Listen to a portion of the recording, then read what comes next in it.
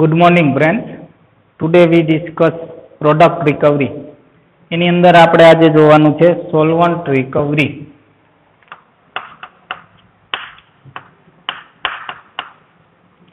Solvent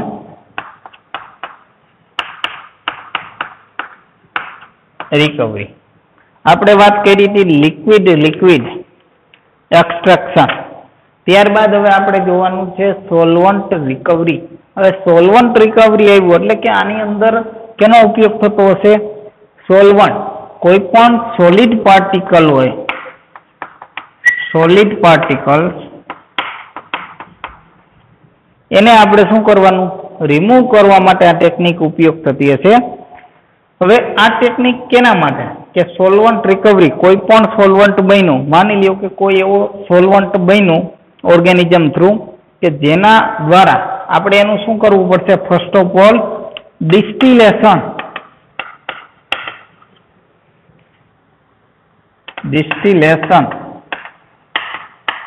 of solvent.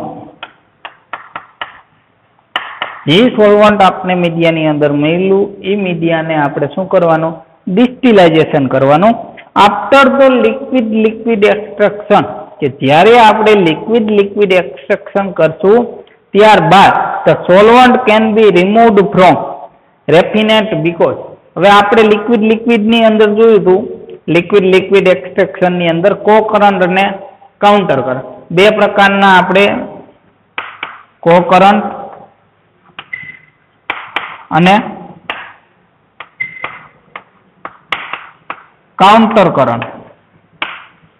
તો બંને ટેકનિકની અંદર આપણે શું કરતા હતા? રેફિનેટનો ઉપયોગ કરતા હતા. રેફિનેટમાંથી આપણે એક બાજુથી સોલ્વન્ટ ઇન્ક્લુડ કરતા હતા અને બીજી બાજુથી આપણે શું કરતા હતા? પ્રોડક્ટ મેળવતા. હવે આ જે રેફિનેટ મળ્યું, લિક્વિડ એક્સટ્રેક્શનની બાદ જે રેફિનેટ મળ્યું, એ રેફિનેટ શું કામ? એનો ઉપયોગ શા માટે કરીએ? તો વેલ્યુ ઓફ ધ સોલ્વન્ટ, કેના માટે આપણે ઉપયોગ કરીએ? તો first of all value of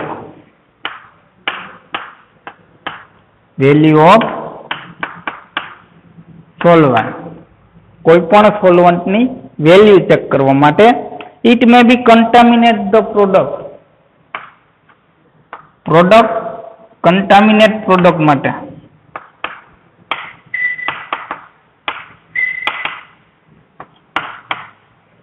હવે કોઈ પ્રોડક્ટ જે બની એ પ્રોડક્ટની અંદર બાયોસેલ અથવા તો બીજા કોઈ કન્ટામિનેટ ઓર્ગન અથવા તો પાર્ટિકલ્સ છે કે નહીં એ ચેક કરવા માટે.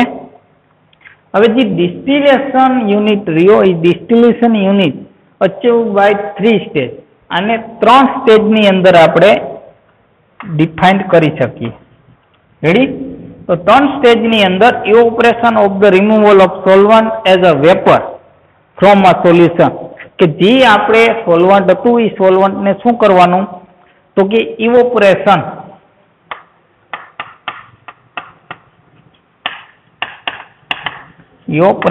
Of solvent.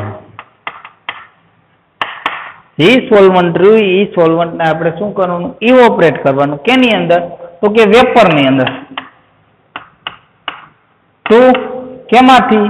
તો કે સોલ્યુશનમાંથી અથવા તો સોલ્વેન્ટમાંથી. લિક્વિડ ફોર્મની અંદરથી આપણે શું કરવાનું? એનું ઇવોપરેશન કરશું એટલે શું થશે? આપને વેપર મળશે અથવા તો એનું આપણે ગેસ ફોર્મ મળશે. ત્યારબાદ vapour liquid separation in a column. હવે વેપર જે મળી એ વેપરને શું કરવાનું? સેપરેટ કરવાનું. વેપર સેપરેશન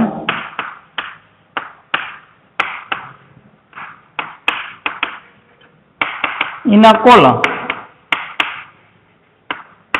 કોલમની અંદર એને શું કરવાનું? સેપરેટ કરી દેશું. And to separate the lowering boiling more volatile component, એટલે કે અલગ વોલેટાઇલ કમ્પોનેન્ટને આધારે એ વેપરને આપણે શું કરશું? સેપરેટ કરશું. અને ત્યારબાદ કન્ડેન્સન ઓફ ધ વેપર, કન્ડેન્સન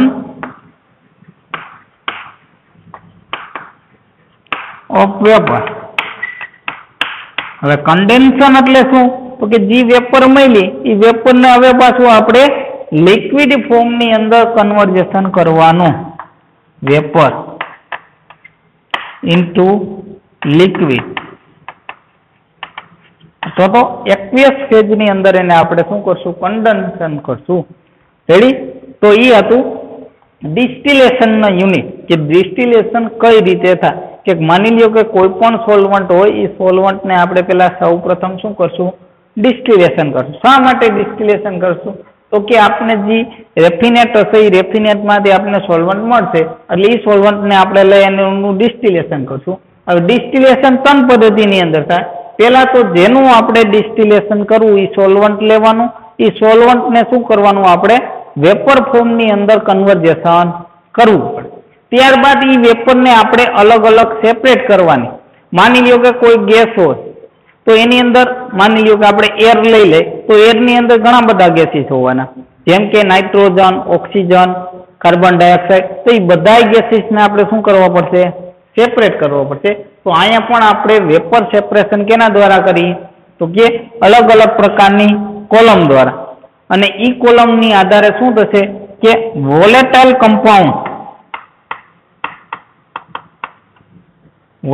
કમ્પાઉન્ડને આપણે સેપરેટ કરી શકશું. રેડી? ત્યારબાદ જે વેપર મળી, વેપરને હવે શું કરવાનું? કન્ડેન્સન, એને ઘટ કરવાનું, એટલે કે એને પ્રવાહીની અંદર કન્વર્ઝેશન કરવાનું. રેડી? હવે આ ઇવોપરેશન જઈ આ ટેકનિક આપણે 2 પ્રકારની પ્રોસેસની અંદર ઉપયોગ કરી શકીએ. એક તો બેચ ડિસ્ટિલેશન અને કન્ટિન્યુઅસ ડિસ્ટિલેશન. જેમ ફર્મેન્ટેશનની અંદર ટાઈપ પડતા હતા કે બેચ, કન્ટિન્યુઅસ, તો એ પ્રકારે કે batch fermentation process and continuous. Ready? તો ઇવોપરેશન મેથડ આપણે 2 પ્રકારે યુઝ કરી શકીએ, અથવા તો 2 પ્રકારની પ્રોસેસની અંદર ઉપયોગ કરી શકીએ. એક તો બેચ ડિસ્ટિલેશન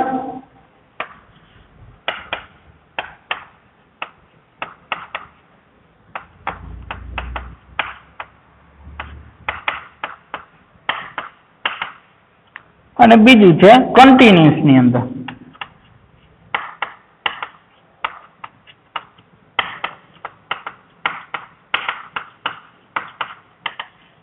હવે જેમ બેચ ફર્મેન્ટેશન પ્રોસેસની અંદર પ્રક્રિયા થતી હતી, એ જ બધી પ્રક્રિયા અહીંયા જોવા મળશે. કેમ કે આપણે એક વખત એની અંદર શું કરતા હતા? તો કે આપણું મીડિયા, રો મટીરિયલ બધું એડ કરી દેતા હતા, અને એમાંથી જ્યારે પ્રોડક્ટ બને એ પ્રોડક્ટ ત્યારે આપણે એને ઓપન કરતા હતા. તો એવી જ રીતે ડિસ્ટિલેશનની અંદર પણ થશે, બેચ ડિસ્ટિલેશનની. અને કન્ટિન્યુઅસ ડિસ્ટિલેશનમાં શું થશે? તો કે સતત આપણે સોલ્વન્ટ એડ કરતા જશું, એમાંથી વેપર અથવા તો ડિસ્ટિલેશન થઈને, કન્ડેન્સન થઈને આપણું સોલ્વન્ટ મળશે. તો બેયની પ્રોસેસ સેમ રહેશે. તો અહીંયા આપણે 2 પ્રકારની ફિગર ડ્રો કરવી પડે. એક તો બેચ ફર્મેન્ટેશન પ્રોસેસની ફિગર અને કન્ટિન્યુઅસ ફર્મેન્ટેશન પ્રોસેસની બેયની ફિગર આપણે એડ કરવી પડે. રેડી? ત્યારબાદ આવશે 2 phase aqueous extraction. Solvent recovery બાદ હવે આવશે 2 ફેઝ.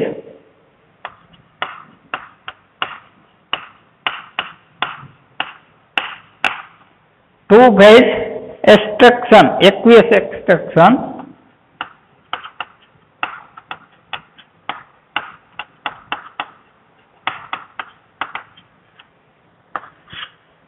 હવે 2 ફેઝ એક્વિયસ એક્સટ્રેક્શન ને આપણે એક્વિયસ બાયફેઝ તરીકે પણ ઓળખી શકીએ. Aqueous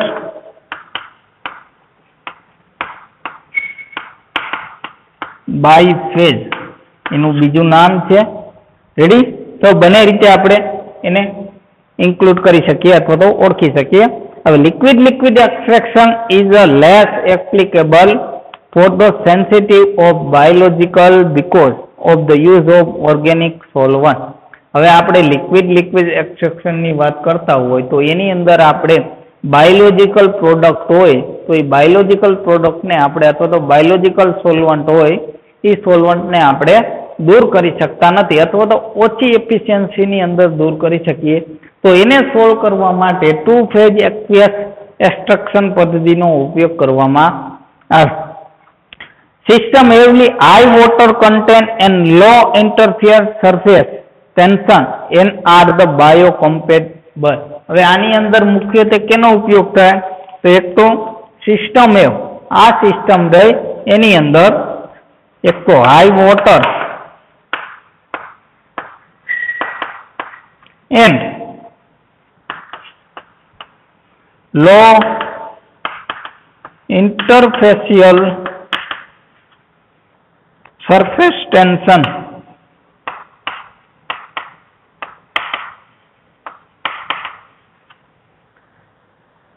and બાયોકોમ્પેબિલિટી.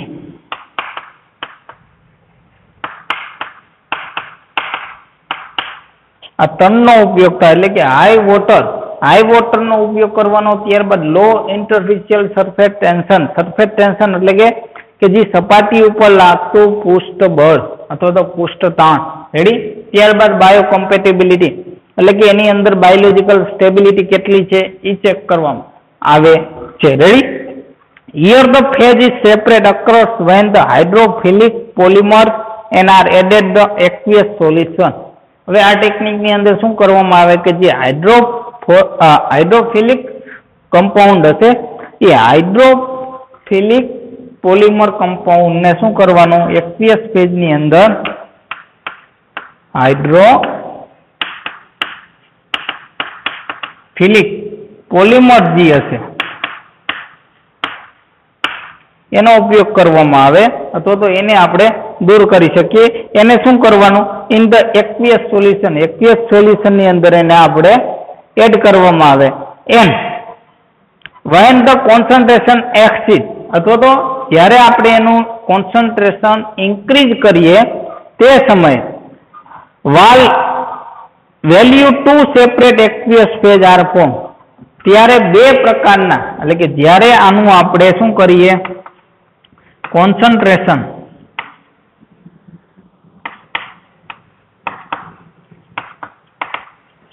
ઇન્ક્રીઝ કરીએ ત્યારે આપણે શું જોવા મળશે તો કે બે ફેઝની અંદર બે ફેઝની અંદર આપણે સેપરેશન જોવા મળશે. સેપરેશન ઓર ટુ ફેઝ કેના તો કે સેપરેશન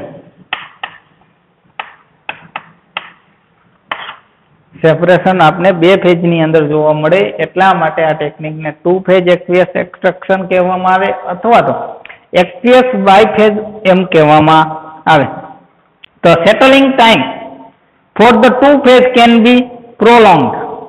હવે આ ટુ ફેઝ આપણે મળ્યા એ બે ફેઝનો જે સેટલિંગ ટાઈમ એટલે કે બે જ્યારે નીચે બેસશે એ ટાઈમ કેવો હશે, પ્રીલોંગ્ડ, લાંબો સમય લાગશે. Depending on component used and the vessel geometry.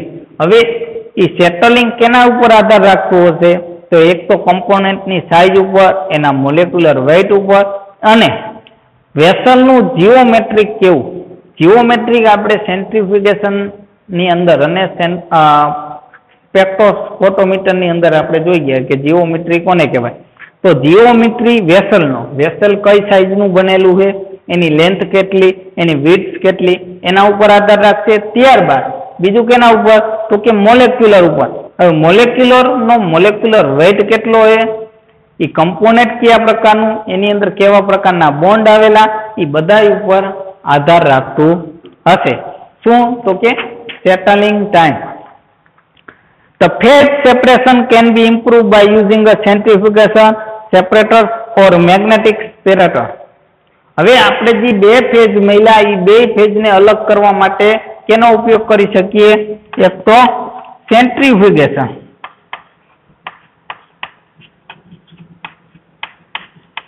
અને બીજું મેગ્નેટિક સ્ટીરર.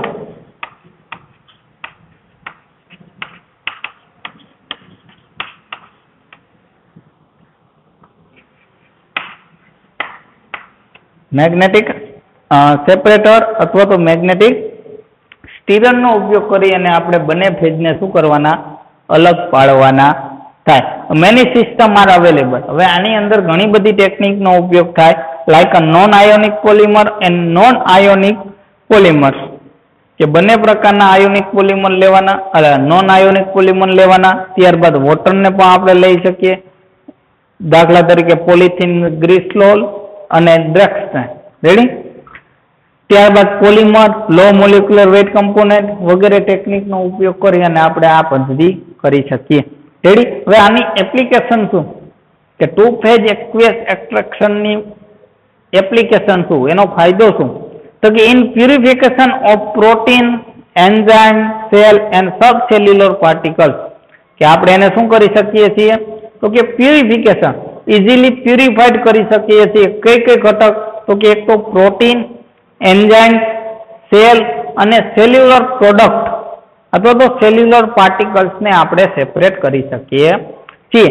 એન્ડ એક્સટ્રેક્ટિવ બાયોકન્વર્ઝન, અને આ ટેકનિક કેવી છે? તો કે એક્ટિવ, એકદમ એક્ટિવ ટેકનિક છે, સક્રિય છે, અથવા તો વધારે પ્રમાણમાં ઉપયોગ થાય, મોર એફિશિયન્સી છે. કેના માટે? તો કે બાયોકન્વર્ઝેશન માટે વધુ પ્રમાણમાં ઉપયોગી છે. રેડી? હવે ત્યારબાદ આવશે super critical fluid extraction.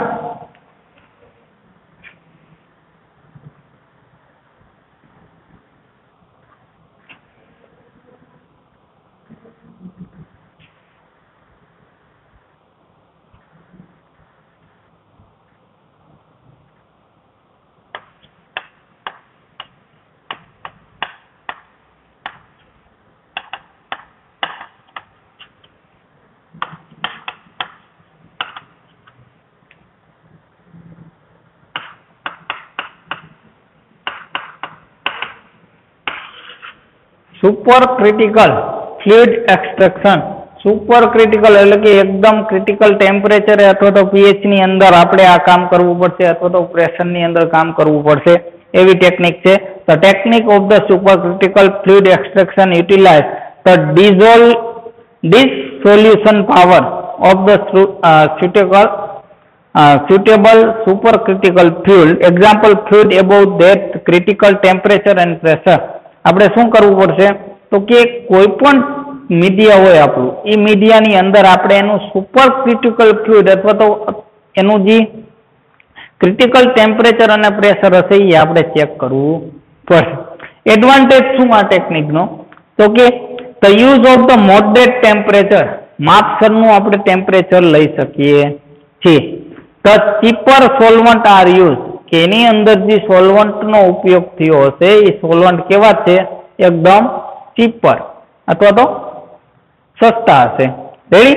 And the non toxic fluid R use, કે એની અંદર કોઈ પણ પ્રકારના નોન ટોક્સિક કમ્પાઉન્ડનો ઉપયોગ થતો નથી, કે જેના હિસાબે કોઈ પણ એનિમલ સેલ, પ્લાન્ટ સેલ ઓર હ્યુમન કે અધર ઓર્ગેનિઝમને નુકસાન થશે નહીં. રેડી? તો એની એપ્લિકેશન કઈ ગયા? તો advantage.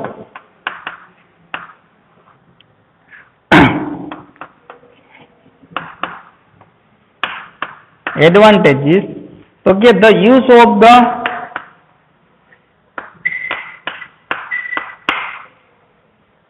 moderate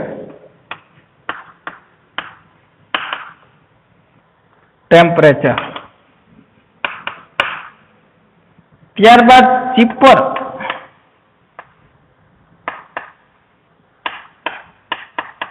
solvent are used and non-toxic component અથવા તો fluid are used. Non toxic compound નો ઉપયોગ કરવામાં આવે છે. હવે જેવી રીતે આનું એડવાન્ટેજ છે એવી જ રીતે એના ડિસએડવાન્ટેજ પણ હશે. રેડી? એ પહેલા આપણે એના એપ્લિકેશન જોઈ લઈએ કે application or use of the super critical fluid method in extraction of the hollow oil, caffeine, vanilla and vegetable oil or beta carotenoid, in the extraction of the steroid and chemotherapeutic drug, કે એની મદદથી આપણે chemotherapy drug અને સ્ટીરોઇડને આપણે extraction કરી શકીએ છીએ. Ready? For the removal of undesirable substances such as the pesticides, residues, removal of the bacteriostatic and from the fermentation broth કે fermentation બ્રોથની અંદરથી આપણે અનડિઝાયર્ડ પાર્ટિકલ્સને દૂર કરી શકીએ છીએ અથવા તો રિમૂવ કરી શકીએ છીએ. ત્યારબાદ for the recovery of organic solvent from aqueous solution કે ઓર્ગેનિક સોલ્વન્ટને આપણે શું કરી શકીએ છીએ, સેપરેટ કરી શકીએ છીએ અથવા તો એનું રિકવરી કરી શકીએ છીએ. And self destruction and treatment of the industrial waste industrial વેસ્ટમાંથી આપણે કોઈ પણ ઓર્ગેનિઝમ પાર્ટિકલ હોય તો એ ઓર્ગેનિઝમ પાર્ટિકલના સેલને ડિસ્ટર્બ કરી શકીએ છીએ એટલે કે એને તોડી શકીએ. ફોર ધ લિપોઝોમ પ્રિપરેશન લિપોઝોમના પ્રિપરેશનની અંદર પણ આનો ઉપયોગ થાય છે. હવે એના જો આપણે ડિસએડવાન્ટેજની વાત કરીએ તો એક તો પેલા સુપર ક્રિટિકલ હોય તો એકદમ હાઈ ટેકનોલોજીનો ઉપયોગ થયો હોય તો design of the extraction is the difficult એની જે ડિઝાઇન છે ડિસએડવાન્ટેજ.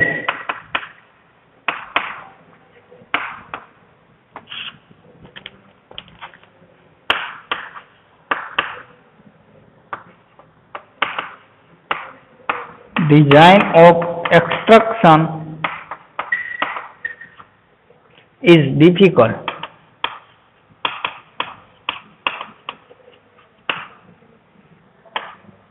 More economic.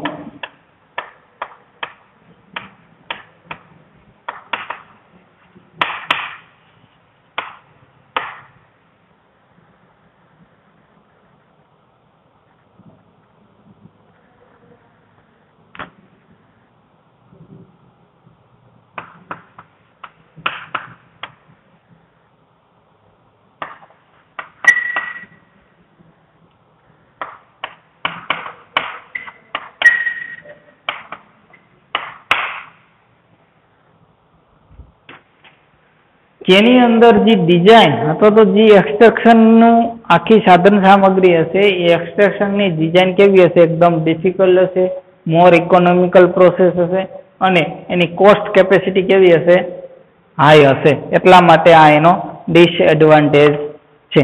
હવે છેલ્લે એક વધે ફિનિશિંગ સ્ટેપ. હવે કોઈ પણ પ્રોડક્ટ મળી એ પ્રોડક્ટનું છેલ્લું સ્ટેપ અથવા તો પ્રોડક્ટ રિકવરી માટે હવે પ્રોડક્ટને આપણે રિકવર કરી લીધી, સેપરેટ કરી લીધી. હવે સેપરેટ કર્યા બાદ એ પ્રોડક્ટનું છેલ્લું સ્ટેપ કેવું હશે એટલે કે ફાઇનલ સ્ટેપ અથવા તો finishing step.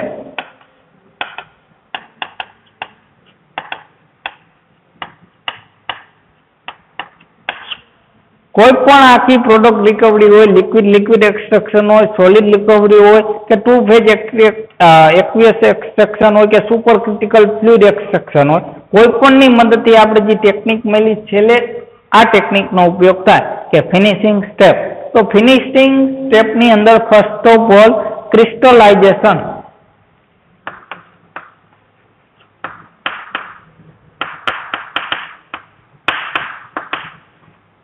Crystallization structure.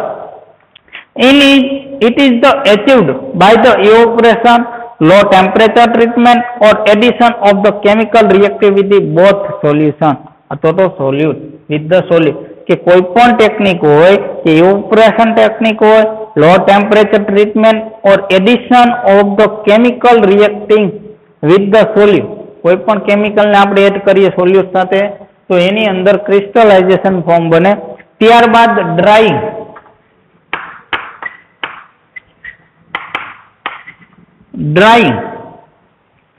It involve transfer of the heat કે આની અંદર આપણે શું કરવાનું, ડ્રાઇંગની અંદર હીટ ટ્રાન્સફર કરવાની જેના કારણે શું થઈ જશે, wet material and removal of the moisture and water.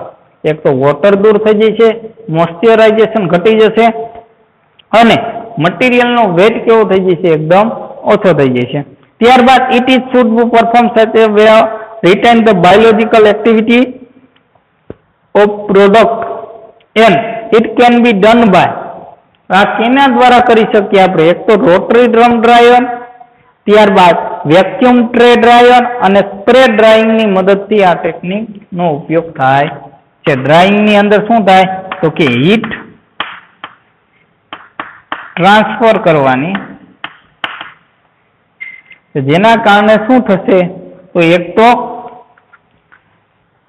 Material હશે એ વે ટુ બાયોલોજીકલ,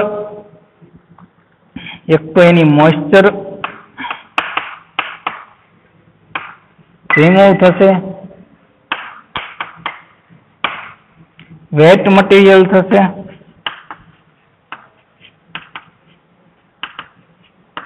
રેડી. ત્યારબાદ હવે આની અંદર 3 ટેકનિક આવે. કઈ કઈ ટેકનિક તો એક તો rotary drum,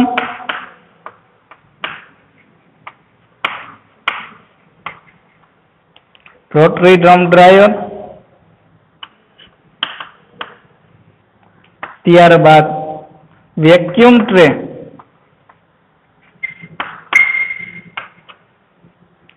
dryer, and third one is spray drying, અને third technique freeze drying.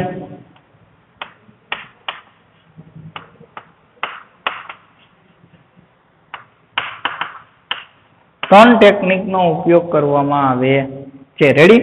હવે નેક્સ્ટ પોઈન્ટ, આ ચેપ્ટર નો લાસ્ટ પોઈન્ટ કે deletion and the assay of the fermentation product, કે જે આપણે નેક્સ્ટ લેક્ચર ની અંદર જોશું.